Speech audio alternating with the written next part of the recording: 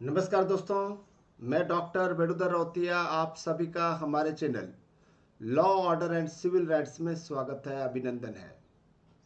दोस्तों, आप सभी को ज्ञात है यानी कि कल 20 सितंबर 2023 को नए संसद भवन में महिला आरक्षण विधेयक 2023 पारित किया गया और आज 21 सितंबर 2023 को राज्यसभा में बिल इंट्रोड्यूस होगा, डिस्कशन होगा और उसके बाद में आज ही पारित हो जाएगा। लेकिन आज के बाद पता चलेगा कि इस विधेयक को कब लागू किया जाएगा। इससे संबंधित ढेर सारे प्रश्न पूछा जा सकता है। देखिए, महिला आरक्षण विधेयक 2023 को एक नया नाम दिया गया है, नारी शक्ति वंदन विधेयक 2023। याद रखिएगा, नारी शक्ति वंदन विधेयक 2023। इसी को ही महिला आरक्षण विधेयक 2023 के नाम से जाना जाएगा। और ये जो विधेयक प्रस्तुत किया गया था लोकसभा में, वो 19 तारीख को यानी कि 19 सितंबर को प्रस्तुत किया गया था और 19 सितंबर 2023 को ही नए संसद में पहली बार नए संसद का उद्घाटन हो गया। उसके बाद में जो पहली सभा जो आयोजित की गई थी लोकसभा और राज्यसभा में, और लोकसभा में पहली बैठक में ही नारी शक्ति वंदन विधेयक प्रस्तुत किया गया था। ये भी आपको याद रखना है, नए संसद का जो पहला स्पेशल सेशन है, विशेष सत्र है, कब बैठक हुई थी तो आपको याद होना चाहिए 19 सितंबर 2023 को। और पहला काम क्या था? पहला काम है नारी शक्ति वंदन विधेयक यानी कि महिला आरक्षण विधेयक यानी कि 128वां संविधान संशोधन विधेयक 2023 प्रस्तुत किया गया था और 20 सितंबर 2023 को चर्चाएं हुई। ठीक है, विधेयक प्रस्तुत हो गया था और उस दिन बहस हुई और वोटिंग हुई। याद रखिएगा, इससे संबंधित इतने सारे प्रश्न पूछा जा सकता है कि आपको हर एग्जामिनेशन, हर कॉम्पिटिटिव एग्जाम के लिए ये बहुत ज़रूरी है, बहुत ज़रूरी है। दोस्तों ध्यान दीजिएगा, आप देखते हैं, देखिएगा यहाँ पर नारी शक्ति का वंदन। यहाँ पर एक प्रश्न ये पूछ सकता है कि जो नारी शक्ति वंदन विधेयक है, जो 128वां संविधान संशोधन विधेयक प्रस्तुत किया गया था, वो 33% सीट आरक्षित करने के लिए था। यानी कि महिलाओं को संसद में और राज्य विधानमंडल में इस बिल के पारित हो जाने के बाद और राज्यसभा में पारित हो जाएगी तो याद रखिएगा, संसद के दोनों सदन राज्यसभा और लोकसभा में, साथ ही साथ राज्य विधानसभा और राज्य विधानमंडल सभी जगह 33% महिलाओं के लिए आरक्षण लागू हो जाएगा।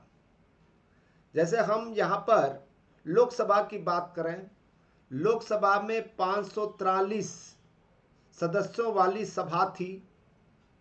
ठीक है, यानी कि अभी भी सभा इतनी है। जो पुराने लोकसभा के जो बिल्डिंग्स है, सभा है, लोकसभा है, उसमें 543 सदस्य अभी वर्तमान समय में है।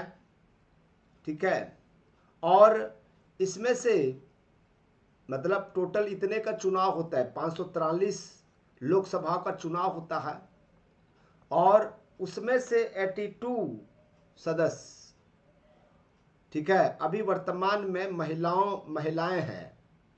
तो ये हो जाएगी 181 हो जाएगी, महिला सदस्यों की संख्या 181 हो जाएगी। 543 सदस्यों वाली लोकसभा में अब 33% आरक्षण के बाद 181 महिलाओं की सदस्य संख्या हो जाएगी। ये भी आपको हमेशा ध्यान रखना है। अब इसमें एक चीजें और ध्यान दीजिएगा, ये भी क्वेश्चन पूछ सकता है कि कुल सदस्यों की संख्या 543, 82 मौजूदा सदन में महिलाएं हैं। नारी शक्ति वंदन कानून बनने के बाद में महिला सांसदों हो जाएंगी 1:1। इस बात को सुनिश्चित करें कि इसमें जो वोटिंग पड़ी थी, ठीक है, वोटिंग पड़ी थी 454 वोट पड़े, ठीक है, 454 वोट पड़े। कल जो वोटिंग हुई 454 454 वोट पड़े। और विरोध में यानी कि पक्ष में, देखिएगा इसको मैं सुधार देता हूं कि कुल टोटल वोट जो वहां पर मौजूद थे लोकसभा के सदन में वो थे 456 456 सदस्य लोकसभा के सदन के अंदर उपस्थित थे। जब उनका वोटिंग हुआ 45 वोट पक्ष में पड़े, यानी कि महिला आरक्षण विधेयक 2013 के पक्ष में। ये यूं भी कह सकते हैं कि वो महिला आरक्षण विधेयक के समर्थन में थे और इसके विरोध में 2 वोट पड़े, ठीक है। तो ये चीजें आपको हमेशा ध्यान रखना है। और इसमें से ये समझ में आ गया कि कोई भी पार्टी जो है महिला आरक्षण विधेयक के खिलाफ में नहीं जाएगा। और ऊपर से अभी विधानसभा का चुनाव है, ठीक है। इस बहाने में 5 राज्यों का विधानसभा का चुनाव होना है और फिर 2024 में लोकसभा का चुनाव होना है। और ये अच्छा समय है कि 128वां संविधान संशोधन विधेयक प्रस्तुत किया गया, उसमें डिस्कशन हुआ और लोकसभा में पारित हो गया।